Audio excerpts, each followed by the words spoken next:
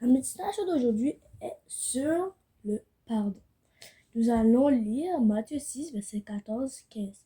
Car si vous pardonnez aux hommes leurs offenses, votre Père céleste vous pardonnera aussi. Mais si vous ne pardonnez pas aux hommes leurs offenses, votre Père ne pardonnera pas non plus les vôtres. Mais bien aimés, nous allons examiner en profondeur le salut sous l'angle du pardon. Le pardon constitue le point central de l'expérience chrétienne, puisque Jésus s'est sacrifié sur la croix pour nous pardonner de tous nos péchés et pour nous délivrer de tous nos fardeaux. Pour comprendre mieux, Matthieu 18, verset 21 à 35.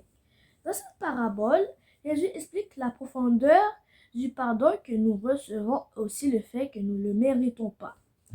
Alors, Pierre s'étant approché, lui dit, Éternel, combien de fois pardonnerai-je à mon frère lorsqu'il péchera contre moi? Ce sera jusqu'à 7 fois. Jésus lui répondit, je ne te dis pas jusqu'à 7 fois, mais jusqu'à 70 fois 7 fois. C'est pourquoi le royaume des cieux est semblable à un roi qui voulut compter avec ses serviteurs. Quand il commençait de compter, on lui amena un qui lui devait 10 000 talents. Et parce qu'il n'avait pas de quoi payer, son maître condamna qu'il fût vendu, lui, sa femme et ses enfants et tout ce qu'il avait, afin que la dette fût payée. Et ses serviteurs, se jetant à terre, le suppliaient en disant, Seigneur, aie patience envers moi, je te paierai tout. Alors le maître de ce serviteur, ému de compassion, le laissa aller et lui remit la dette. Mais ce serviteur étant sorti rencontra un de ses compagnons de service qui lui devait 100 talents. Et l'ayant saisi, il l'étranglait en disant, paie-moi ce que tu me dois. Et son compagnon de service se jeta à pied le suppliant en disant, aïe, patience envers moi, je te paierai tout. Mais lui ne le voulut point et s'en étant allé, le fit jeter en prison jusqu'à ce qu'il eût payé la dette. Ses compagnons de service, voyant ce qui s'était passé, en furent fort attristés, et ils vinrent rapporter à leur maître tout ce qui était passé. Alors son maître le fit venir et lui dit, méchant serviteur, je t'avais remis toute cette dette parce que tu m'en avais prié. Ne te fallait-il pas aussi avoir pitié de ton compagnon de service, comme j'avais eu pitié de toi? Et son maître, étant irrité, le livra au sergent jusqu'à ce qu'il eût payé tout ce qu'il lui devait. Ainsi que vous ferez mon Père céleste, si vous ne pardonnez pas chacun de vous, de tout son cœur à son frère et ses fautes.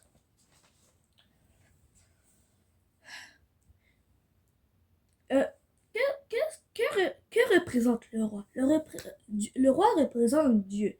Que représente le serviteur qui devait 10 000 talents? Ce serviteur représente chacun d'entre nous. Le serviteur, et que représente le serviteur qui doit 100 talents à l'autre serviteur? Ce serviteur-là, il représente nos amis, les autres personnes, des gens et toutes les personnes qui nous ont offensés. Je vais vous expliquer quelque chose. Est-ce que vous trouvez est-ce que vous trouvez que le serviteur qui a mis en prison l'autre serviteur est une bonne personne? Non. Moi, je trouve que c'est une personne qui fait preuve d'ingratitude, en plus que le roi lui a fait pardonner et qu'il avait délivré de tous ses péchés. On voit clairement que 10 000 talents, déjà, ça vaut plus que 100 talents. Dieu a fait preuve de compassion pour le serviteur qui devait 10 000 talents. Alors, lui devait aussi faire preuve de compassion pour l'autre personne qui devait aussi 100 talents. Ce qui veut dire que nous, on doit pardonner les gens qui nous ont fait le mal. Le serviteur qui n'a pas pardonné qui a mis l'autre serviteur en prison est un mauvais exemple. Nous devons suivre l'exemple de Jésus qui nous a pardonné et qui nous a fait et qui nous a fait grâce. Il y a certaines personnes qui ne comprennent pas totalement ce que veut dire le pardon. Le diable attaque par l'ignorance. Je vais vous expliquer ce que veut dire le pardon. Le pardon ne veut pas dire que si quelqu'un te fait du tort ou du mal, qu'il ne t'a pas fait de la peine ou que ça n'a eu aucun impact sur toi. Pourquoi? Quand Jésus nous avait pardonné, n'avait pas-il eu des blessures sur lui? N'avait pas-il été craché sur le visage, blessé, ta couronne d'épines sur la tête? N'avait pas-il été humilié? Ce qui veut dire que si quelqu'un t'a fait quelque chose de mal, tu vas le pardonner, mais tu vas pas te dire dans ta tête que ça t'a rien fait. La deuxième raison pourquoi certaines personnes ne veulent pas pardonner, c'est parce que ils trouvent que c'est injuste. Pourquoi des personnes peuvent penser qu'ils ne méritent pas le pardon, car ils pensent que cette personne-là ne devrait pas s'en sortir comme ça, sans rien, ou sans rien sur eux, rien. Mais moi, je vous dis que vous devez pardonner, car n'avez-vous pas fait de péché? N'avez-vous pas offensé des gens? Mais n'avez-vous pas humilié des gens? Et Jésus, il t'aime. Il s'est sacrifié pour toi par amour. En plus, personne ici ne mérite le pardon de l'Éternel. Mais c'est par amour qu'il nous a pardonné. Par grâce qu'il nous a pardonné. Alors nous allons lire 1 Jean verset 20. Si quelqu'un dit j'aime Dieu et qu'il haït son frère, c'est un menteur. Car celui qui n'aime pas son frère et qu'il voit, comment peut-il aimer Dieu qu'il ne voit pas? Si tu dis que tu aimes Jésus et que tu ne pardonnes pas tu pardonnes pas les personnes qui t'ont fait du mal, c'est que tu mens.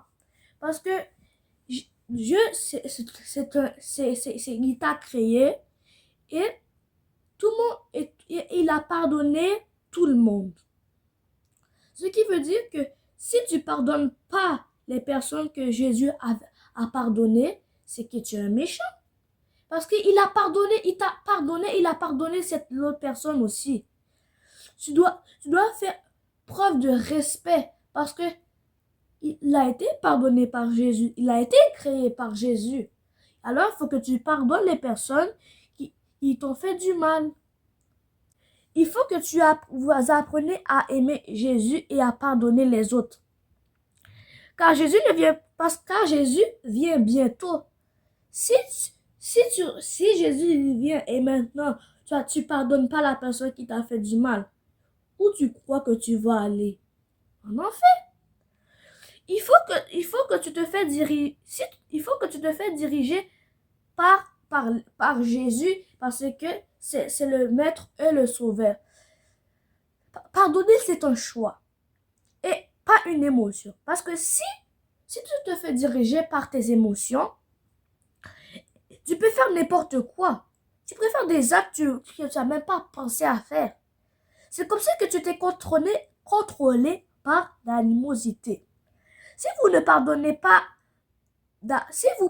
pas d'abord, c'est comme si que vous êtes contrôlé par des mauvais esprits. Si vous pardonnez d'abord, vos émotions vont suivre votre décision. Ce qui veut dire que si tu pardonnes, tu vas être délivré. Parce que quand tu ne pardonnes pas, tu es comme prisonnier de toi-même, prisonnier de ton esprit. Quand tu pardonnes, tes émotions vont suivre cette décision-là. Pourquoi? Parce que les choix, c'est avant les décisions. Quand tu choisis de faire quelque chose de mauvais, et que tu remarques que c'était mauvais, mais tu es triste. Quand tu fais des bonnes choses et que tu remarques que c'est une bonne chose, mais tu es content. Ça fait que Quand tu pardonnes, tu te libères. Tu es content d'avoir pardonné cette personne-là parce que Dieu t'a aussi pardonné. Dieu même dit que nos péchés étaient rouges comme le cramoisi, mais que par son amour. Alors vous devez pardonner par amour. Que par son amour, ils ont été blanchis comme la neige. Mais mais c'est écrit que mais si vous obéissez au commandement de l'Éternel, si tu n'obéis pas au commandement de l'Éternel, est-ce que Dieu va te pardonner? Non. Et même, Jésus a même dit ça dans Matthieu 18, verset 21, verset 35. Ce qui veut dire qu'il faut apprendre à pardonner tout ce que les gens t'ont offensé dans ta vie. Tout. Parce que ils ont été pardonnés. Ils sont des enfants de Dieu parce que Dieu les a créés. Nous sommes tous des enfants de Dieu. Il faut que nous pardonnons tout le monde. Et toi, toi si tu as fait des erreurs dans la vie, alors comment tu peux critiquer les erreurs des autres? Comment peux-tu comment tu peux voir la paille qui est dans l'œil de ton prochain et que tu n'aperçois pas la peau qui est dans ton œil? Ce qui veut dire que tout le monde pêche et que tu dois aussi apprendre à pardonner les autres. Si tout le monde pêche, tu dois aussi pardonner tout le monde. Parce que Dieu, nous a pardonné, il s'est crucifié, il a été mort sur la croix. Pardonner tout le monde. Arrêtez de chercher à essayer de mériter le pardon. Parce que le prix a été déjà payé. Dieu s'est déjà crucifié pour nous. Lorsqu'on reçoit le pardon par la foi, nous devenons libres et nous apprenons comment pardonner aux autres. Nous sommes plus ouverts pour apprendre, pour comprendre que nous avons été pardonnés, qu'il faut aussi pardonner ce que les autres nous ont fait de mal. Si nous restons que nous disons, je ne vais pas te pardonner parce que tu m'as fait cette telle chose-là, je suis fâché, et que tu es contrôlé par tes émotions, tu peux aller même venir, tu tues quelqu'un, en plus que, et là, c'est trop tard pour toi, c'est trop tard. Tu vas en prison et tu restes comme ça. Tu deviens prisonnier de ta tête. Maintenant, et après, tu deviens en dépression. Et là, tu es comme, maintenant, le diable, il peut envoyer des ennemis pour te contrôler. Et maintenant, qu'est-ce que tu vas faire quand tu es contrôlé par des démons? Comment tu vas te libérer? Il faut apprendre à comprendre que si nous ne pardonnons pas ce que les autres nous ont fait, Dieu va